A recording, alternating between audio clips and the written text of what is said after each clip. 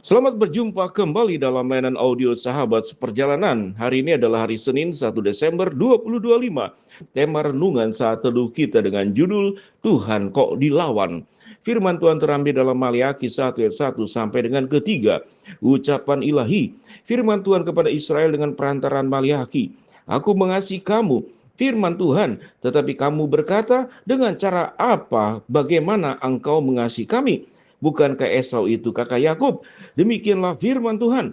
Namun aku mengasihi Yakub, tetapi membenci Esau. Sebab itu aku membuat pegunungannya menjadi sunyi sepi, dan tanah pusakanya kujadikan padang gurun. Mari kita berdoa. Bapa yang di dalam sorga, biarlah kami belajar untuk bisa memahami tentang kasih Allah dan disiplin Allah yang diberikan kepada setiap kami, supaya kehidupan kami tidak melawan Tuhan. Dalam nama Tuhan Yesus kami berdoa, amin. Shalom sahabat seperjalanan yang dikasihi Tuhan, kita akan belajar kitab Maleaki. Kita tahu dengan jelas kitab Maleaki adalah sebuah kitab nubuatan dari Nabi Maleaki tentang kedatangan Yohanes Pembaptis yang memberitakan siapa itu Kristus Sang Juru Selamat yang akan datang. Kalau kita boleh belajar seluruh perjanjian lama, mengacu kepada perjanjian baru tentang kedatangan Yesus yang akan menyelamatkan umat manusia di seluruh dunia. Baik yang dulu, baik yang sekarang, maupun yang akan datang. Keselamatan yang Yesus berikan berlaku setiap abad, setiap zaman, di segala keadaan, di segala situasi, dan di segala tempat. Kita belajar daripada bangsa Israel. Di sini ada percakapan tentang Yakub dan Esau. Kita tahu dengan jelas Yakub dan Esau adalah saudara kembar.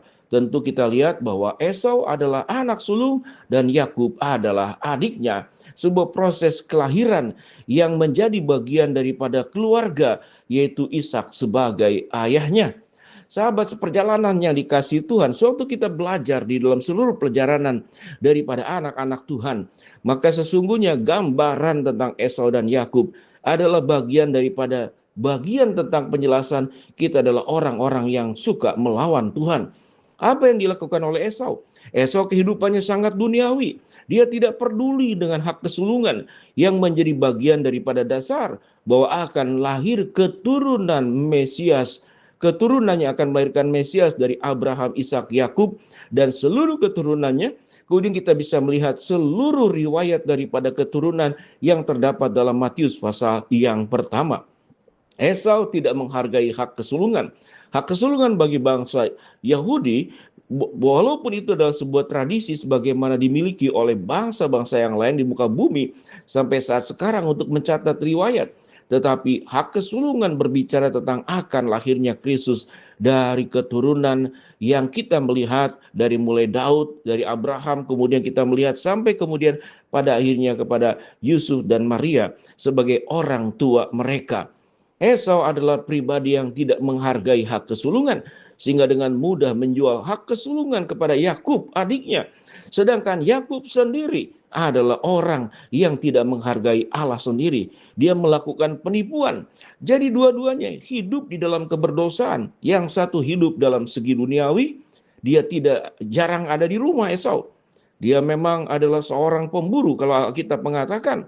Dan kemudian bagaimana Yakub? Yakub adalah seorang yang suka tinggal di rumah dan dekat dengan ibunya. Penipuan dan hawa nafsu. Dua bagian ini adalah bagian yang kita lihat terjadi kepada manusia sampai saat sekarang. Sahabat seperjalanan yang dikasihi Tuhan, biar kita boleh belajar daripada keluarga ini.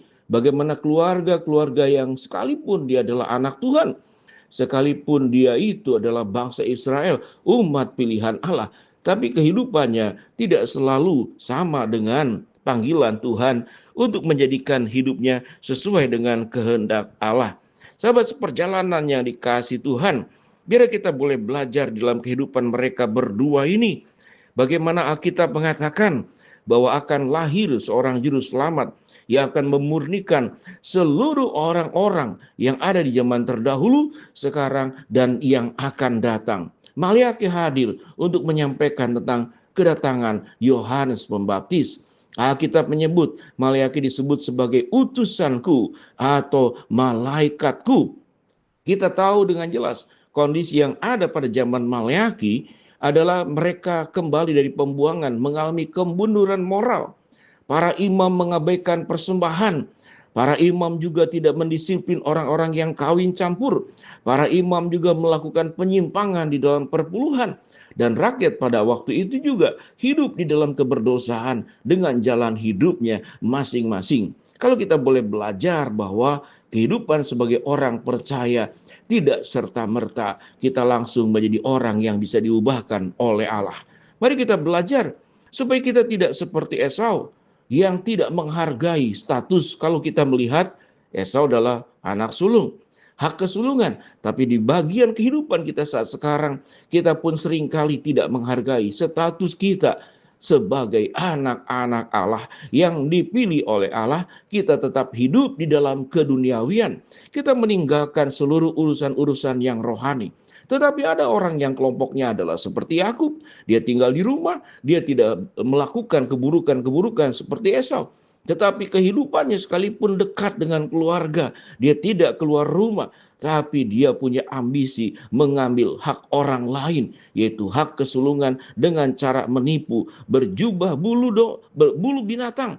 Lalu kemudian memberikan semangkuk kacang merah untuk menipu yang dibantu oleh ibunya sendiri. Yang satu hidup di dalam hawa nafsu. Yang satu hidup di dalam penipuan, mencari status, mencari kedudukan yang sudah jelas itu adalah perkara yang salah. Di dalam rumah tangga kita boleh melihat yang pertama adalah mungkin anggota keluarga yang tidak peduli kepada keluarga.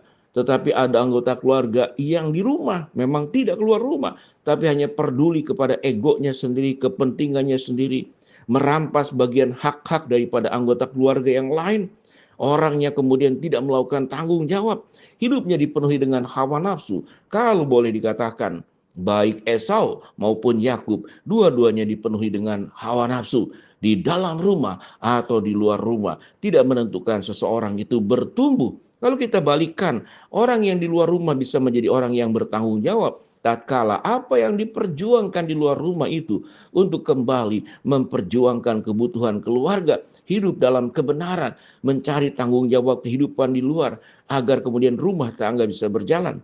Tetapi ada orang yang di rumah, memang jarang keluar rumah, tetapi juga dipenuhi dengan hawa nafsu, saling iri hati, merampas hak-hak adik beradik. Bahkan kita tahu dengan jelas bagaimana sebagian keluarga anak itu bisa menjual orang tuanya.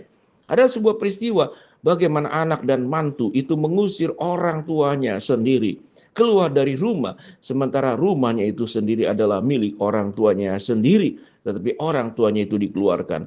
Keberdosaan tidak ditentukan oleh tempat, keberdosaan tidak ditentukan oleh status, tapi keberdosaan ditentukan oleh sikap hidup. Pilihan kita, apakah kita mau mengikuti Tuhan atau kita melawan kebenaran firman Allah. Kita mengikuti perintahnya atau kita menjalankan perintahnya.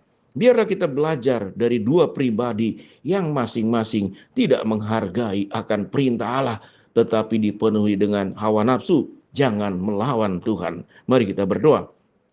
Bapa dalam surga, hamba-Mu berdoa buat sahabat seperjalanan yang sakit, Tuhan jamah sembuhkan.